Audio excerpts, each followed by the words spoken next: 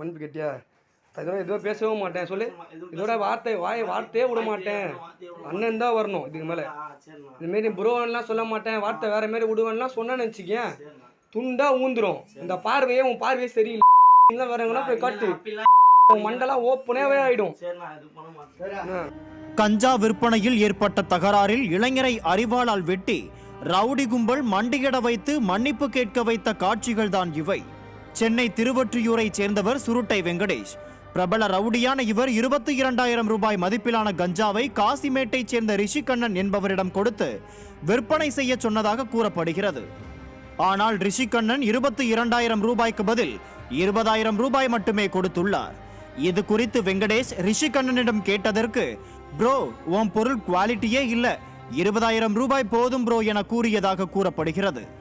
இதனால் ஆத்திரமடைந்த வெங்கடேஷ் அன்னை சிவகாமி நகரை சேர்ந்த 5 பேர் கொண்ட கும்பலை ரிஷிகண்ணனின் வீட்டிற்கு அனுப்பி மிரட்டி வருமாறு கூறியுள்ளார்.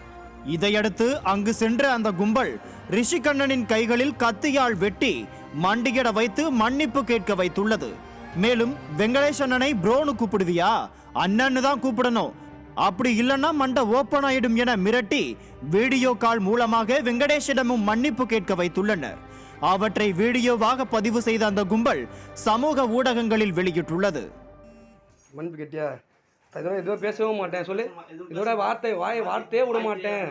அண்ணன் தான் வரணும் இதுக்கு மேலே. இதுமாரி ப்ரோவெல்லாம் சொல்ல மாட்டேன், வார்த்தை வேற மாரி விடுவேன்லாம் சொன்னேன்னு வச்சுக்கேன், துண்டா ஊந்துரும். இந்த உன் பார்வையே சரியில்லை வரவங்கன்னா போய் காட்டு, மண்டெல்லாம் ஓப்பனாகவே ஆகிடும். இச்சம்பவம் அரங்கேறி 10 நாட்களுக்கு மேலான நிலையில் இந்த வீடியோ தற்போது இணையத்தில் வைரலானது. இதை பார்த்து அதிர்ச்சி அடைந்த காவல்துறையினர் சுருட்டை வெங்கடேஷை கைது செய்து விசாரணை நடத்தினர். மேலும் அவரிடமிருந்த 3.5 கிலோ கஞ்சாவையும் பறிமுதல் செய்தனர். இவர் மீது காசிமேடு, வண்ணாரப்பேட்டை, கல்யாணப்பட்டு உள்ளிட்ட பகுதிகளில் கொலை உள்ளிட்ட பல்வேறு வழக்குகள் நிலுவையில் உள்ளதாக சொல்லப்படுகிறது. இதையடுத்து வெங்கடேஷை நீதிமன்றத்தில் ஆஜர்படுத்திய போலீசார் அவரை சிறையில் அடைத்தனர். விடியா திமுக ஆட்சியில் போதை கலாச்சாரம், ரவுடியிசம் எந்த அளவுக்கு தலை தூக்கி இருக்கிறது என்பதற்கு இந்த சம்பவம் ஒரு சான்றாக அமைந்துள்ளது.